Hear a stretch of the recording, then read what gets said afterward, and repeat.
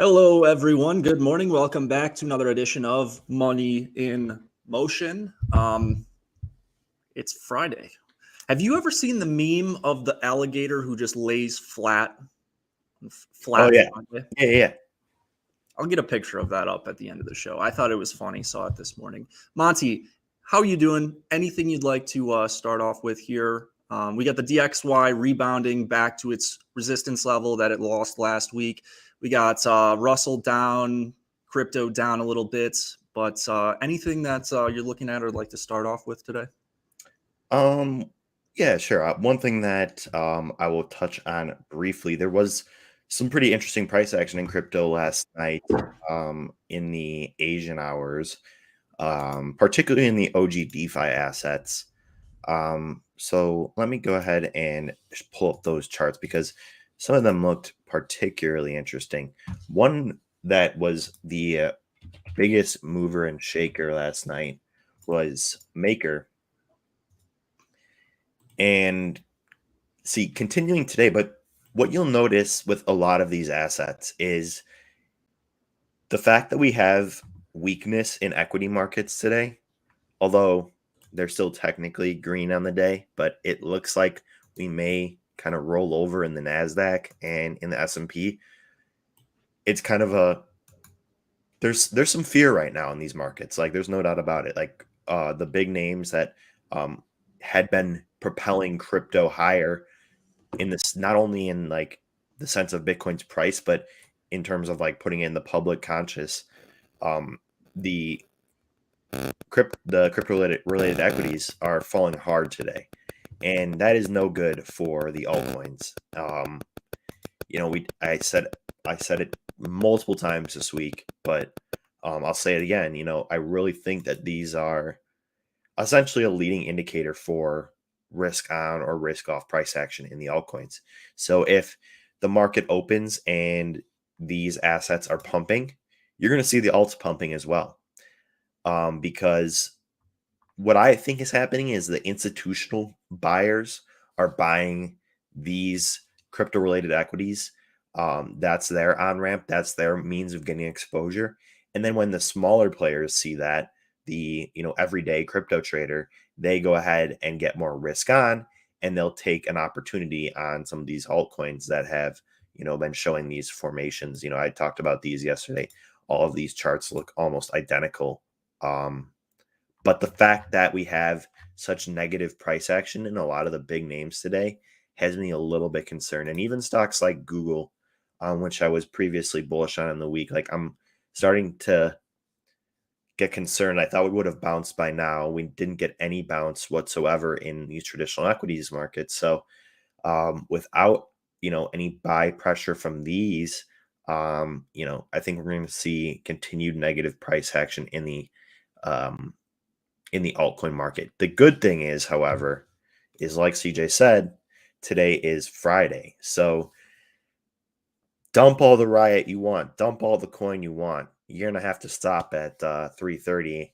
When the market closes, you're gonna have to go ahead and stop, and that I think opens up a window of opportunity this weekend for the altcoins to really run. So watch out for that. I think we could see actually some significant moves, and I think where they would occur is where the action's happening now. That's in OG DeFi, things like Uniswap. And that's part of the reason why I went ahead and published a trade insight to our members, the members of our Discord community last night. I entered at $6.30 with 3x leverage, and I'm holding that position. If you want to know more about it, you can head over to our Discord and check it out. But CJ, that's about all I got. What are you looking at today, my friend? Yeah, you said you can't dump any more Riot or Coinbase after 3 p.m. I have to say, just as a crypto native migrating from 24/7 markets that never close to semi-rational markets that like adults, go to work, go home, have families, it's so much happier and enjoying to just trade something that actually closes each day because you can relax. All right, moving on. Yeah, that's why they designed it that way. I mean, like when they created the markets, they're like, we can't have this open 24/7. People will literally go insane. They Um, would if they could, yeah, right. but anyways. Anyways, go ahead with your charts, my friend. All right, yeah, not a whole lot to discuss today. I kind of closed most of my positions this morning, just futures positions prior to market open. DXY has had a nice run this week and has now come back up to that previous resistance level. So we'll see if it goes all the way back up to 101 or the 20 smooth moving average that we have here on the charts. I'm still confident in the DXY strength. That article of just what Bloomberg dropped earlier this week about the Bears, digging in or whatever. It was just such a great example of overblown sentiment. So I think, you can look back at this week as a pretty good example of how that's actually played out in reality. As for like Russell, which was what we were trading earlier this week, now we're seeing a lot of weakness.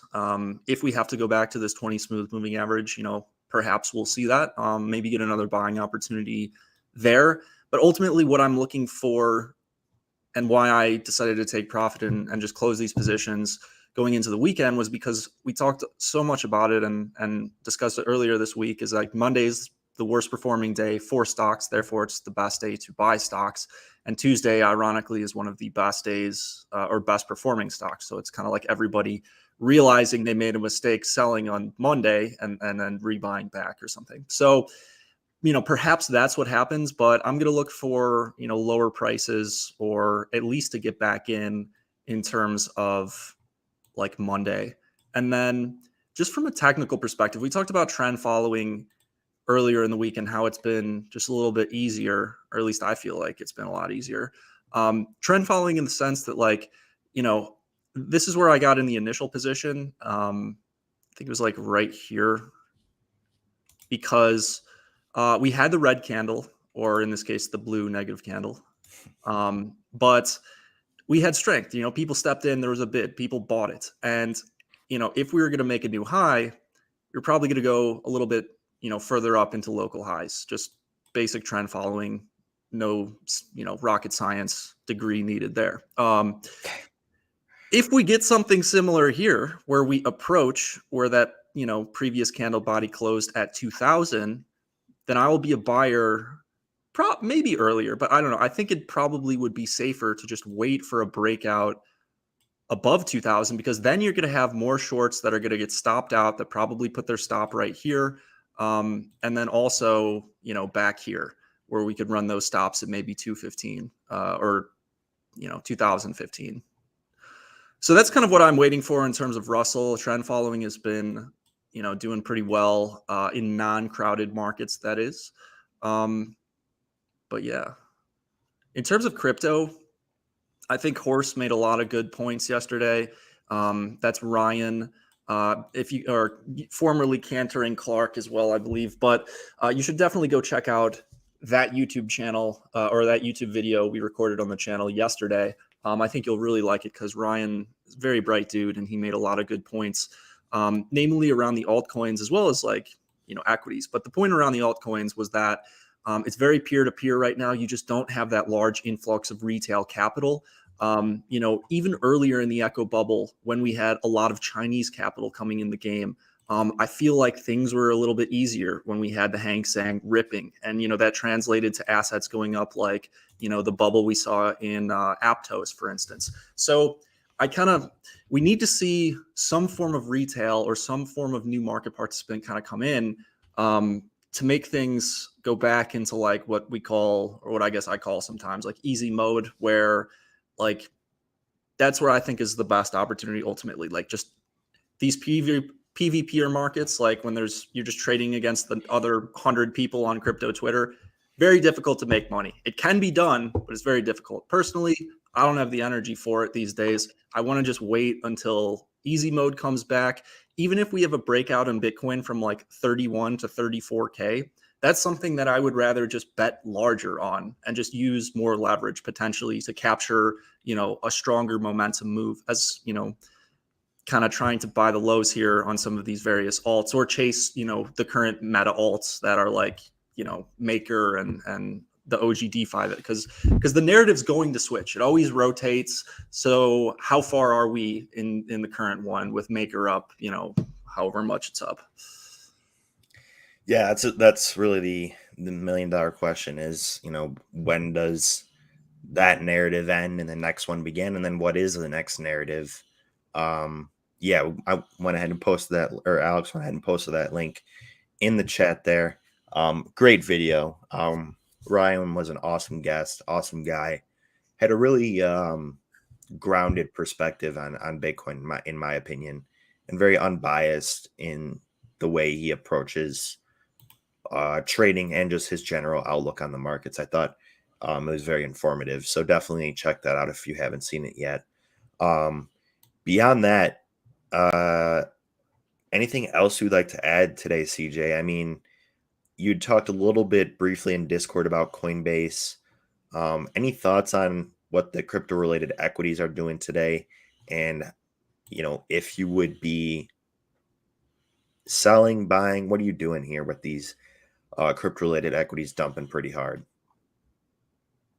Yeah, I mean, I still have some coin, but I sold a good amount. Yeah, I mean, just let them fall, I guess. That's what my kind of attitude, and what I keep telling myself is like, look, if they're gonna fall, just let them fall. Till easy mode comes back, kind of what I was reiterating earlier. Plus Monday, maybe we get a better opportunity to buy. But really basic, my basic thought process in Coinbase, which probably can be applied to all the crypto equities right now, is that we've had an unprecedented run that you don't really get every year. We didn't really get a bull run like this in the crypto equities last year. I mean, I guess we sort of did. Anyways, the point is what happened in the last month, 100% in a month, pretty rare. We could get some mean reversion. And if we do, I've got some levels that I've highlighted and mapped out. The 20 smooth moving average is a good one.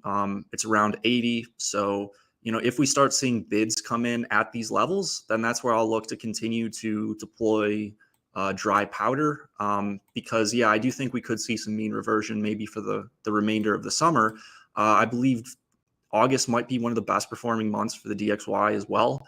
So something to take into account in terms of seasonality.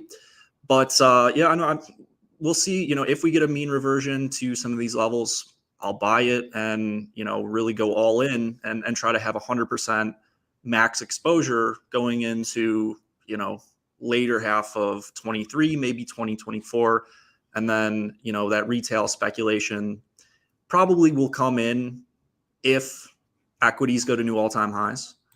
Because this was one of my favorite points that Clark made, or excuse me, that Ryan made yesterday, the horse, is like if you were an equity fund manager and you're sidelined and we go to all-time highs, like you're out of a job and people are going to buy the all-time high breakout. One of the points that I actually agreed with what Suzu said in one of his tweets back in the day is that buying all-time high breakouts is one of the best trades because of the asymmetric liquidity to the upside. Now, when you're buying Bitcoin at 67K after it's gone there from 3K, it's a little bit of a different story. But in this case, I think that concept applies quite well. So be on the lookout for that in terms of NASDAQ, but we might have to break into all-time highs here on traditional equities before crypto sees that. And if you look in patterns of what we saw in kind of 2019 as well as like 2015 and 2016, that's kind of typically the pattern. And we've talked about that like back in the day about how you need to see real degenerate risk taking in the equity market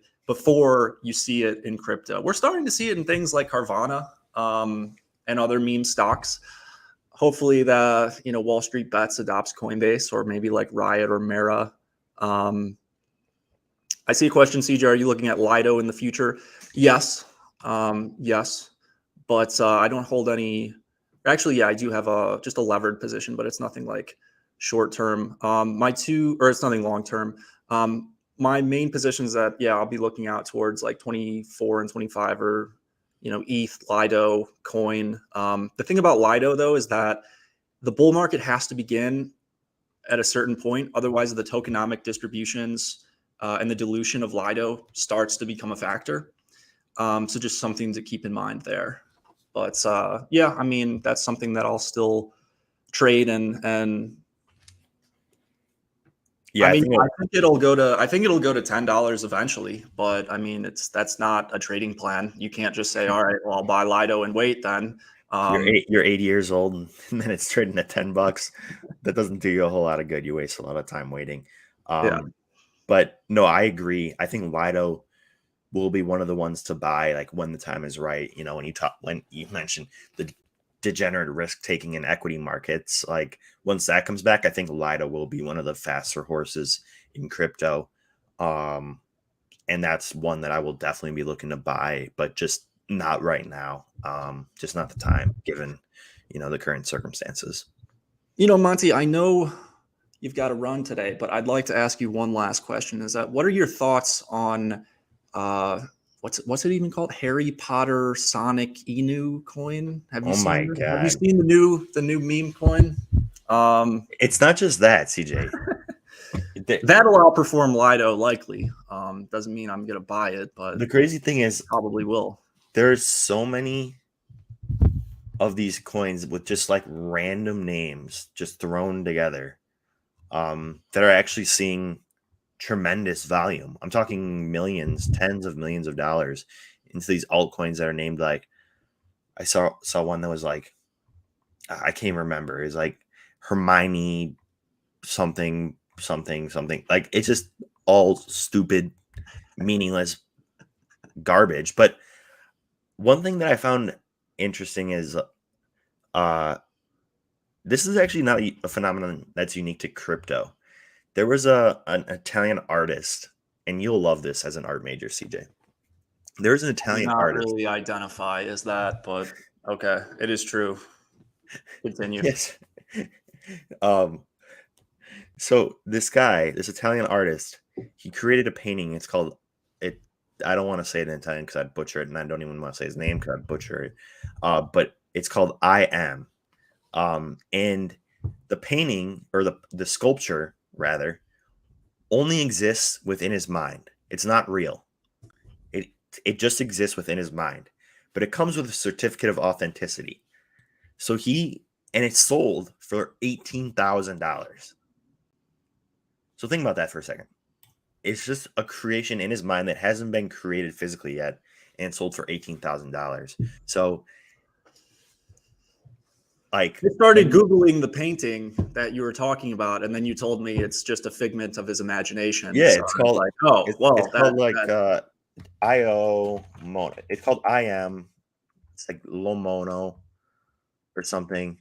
But essentially, yeah, can we get a people. picture of this legendary scammer? Was this the first NFT scammer? His name's Salvatore. He is the original NFT scammer. He is, and that actually was kind of like my point as well. Is like this isn't something that's unique to art. Or like NFTs are kind of like the the cross section between art and crypto, two of the most highly speculative, and just like non fundamental based uh forms of investment possible. But just real quick, if you want to see what Yeah, let's see him. here, pull This up his guy deserves a page in the history books. Wikipedia page here. No picture of him, unfortunately. He was born in Sardinia. But yeah, this in 2021. So I don't think he was the first. I think there were some. He definitely was not the first. CryptoKitties were around well before that. Maybe he was inspired by CryptoKitties. Who knows? But this painting Lo Sono sold for like I said, roughly 15 million euros to a private Milanese collector. And it is literally nothing. Here, I think there actually is. Here we go. There's a picture of him. Looks like he'd be like a guitarist or something. Can we get a larger? Can you zoom in on that at all? Let's see what Google Images got for this guy. Oh, he's still creating art. An artist sells invisible sculpture for $18,000, but I don't know. I don't know, man. What is this world coming to? But I think it's proof that no matter what the underlying asset is, it doesn't matter. People will speculate on it if they think it has value. And all these coins that are being created, like, yeah, they're moving. And do they have any fundamental value or use case? No. But does that mean they're worthless? Also, no. So, What was the name of the tulip that was the most expensive in back in the the day? Semper Augustus. Yeah, that's a beautiful tulip. I It was looking is. it up, but it's It the is. same psychological phenomenon, and just goes on over and over and over in different vehicles. It manifests itself. So, Yeah. anyways, appreciate you guys doing a lot of fundamental analysis this Friday. So thank you for tuning in. Um, but appreciate it. We'll be back here next week, bright and early on Monday. But Monte, I'll leave you with the rest of. Don't forget, check out tradethechain.com for your 14-day trial to get our trade ideas and to hang out with us and the community of traders that we have in that Discord page. Also, sentiment data is very valuable and worth taking a look at for crypto assets. Have some new stuff in the future to share as well that we're excited about. So stay tuned. Monte, thank you. Anything you'd like to leave the folks with today? Yeah, just I'd like to echo CJ's sentiment. Check us out at tradethechain.com. The Discord is awesome. I've really grown to love the community already, and you can try it out for 14 days for free and see what I'm talking about. But also, please like and subscribe. It really helps out the channel. And definitely check out yesterday's video, our Trading Rebellion video with Horse or Ryan. I thought it was very informative and one of our better pieces of content. So definitely check that out. But thank you for watching, everyone. Have a great rest of your day. Have a great weekend. Happy trading. We'll see you again on Monday. Take care, and thanks for watching.